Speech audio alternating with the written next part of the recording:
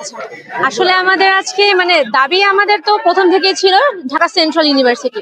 এরপর থেকে যে কয়েকটা আন্দোলন হয়েছে প্রতিটাই হচ্ছে গড়িমসির কারণে, এবং আজকের আন্দোলনটা একইভাবে গড়িমসির কারণেই হচ্ছে।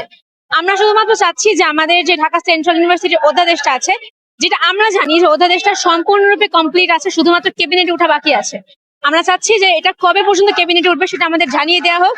আমাদের যদি স্পষ্ট বলে দেওয়া হয় যে এটা এই দিন ক্যাবিনেটে উঠবে এবং এই দিনের মধ্যে অধ্যাদেশ জারি করা হবে, আমাদের যদি 100% নিশ্চয়তা দিয়ে এরকম কোনো তারা বিজ্ঞপ্তি জারি করে, তবে আমরা আমাদের যে আজকে কর্মসূচি আছে সেটা স্থগিত করবো।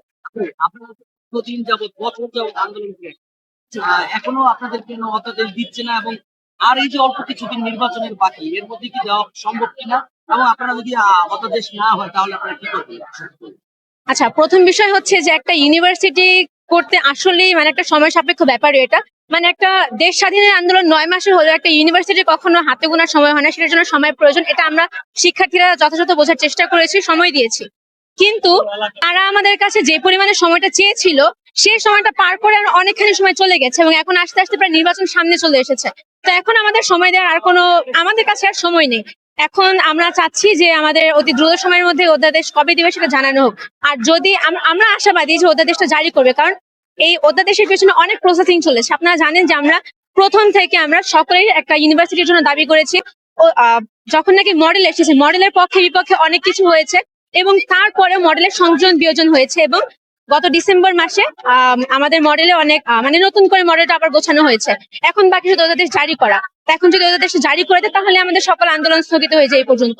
আর যদি অধ্যাদেশ জারি না করে, সেই ক্ষেত্রে ঢাকার 7 কলেজের যত শিক্ষার্থী আছে এটা সকলের বিপক্ষে হবে এবং তখন আরো বড় কর্মসূচি হবে। আচ্ছা, আমাদের 7 কলেজের মধ্যে ঢাকা কলেজ, বেগম বদরুন্নেসা সরকারি মহিলা কলেজ এবং ইডেন কলেজ, এই 3টা কলেজ আছে। আমরা সায়েন্স ল্যাবে ছিলাম, পরবর্তীতে তিতুমির কলেজ এসে আমাদের সাথে যুক্ত হয়। এবং বাংলা কলেজ টেকনিক্যাল মোড়ে আছে, সোহরাওয়ার্দী এবং কবি নজরুল তাঁতিবাজারে আছে।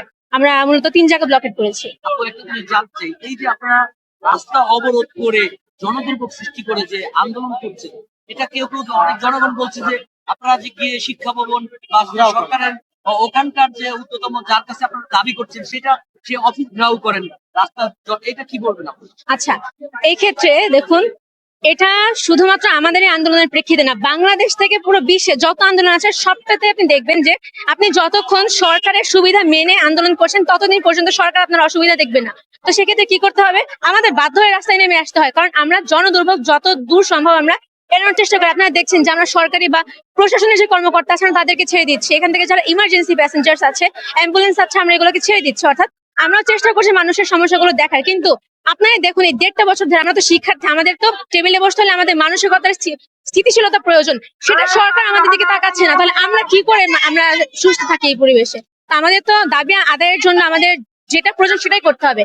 আর শিক্ষা ভবন কিংবা সচিবালয়ের জায়গাগুলো খুবই স্পর্শকাতর জায়গা, এই জন্য আমরা সেখানটা আপাতত যাচ্ছি না। আমরা আপাতত সায়েন্স ল্যাবের মোড়ে আছি। পরবর্তীতে যদি দেখি যে না, আমাদের এই অবরোধের পরেও তারা আমাদের সাথে কোনো যোগাযোগই করছে না, কোনো নিশ্চিত কিছু জানাচ্ছি না, তখন আমরা চেষ্টা করবো বা আমরা পরবর্তী আর কি পদক্ষেপ নেওয়ার চেষ্টা করবো যেভাবে প্রয়োজন।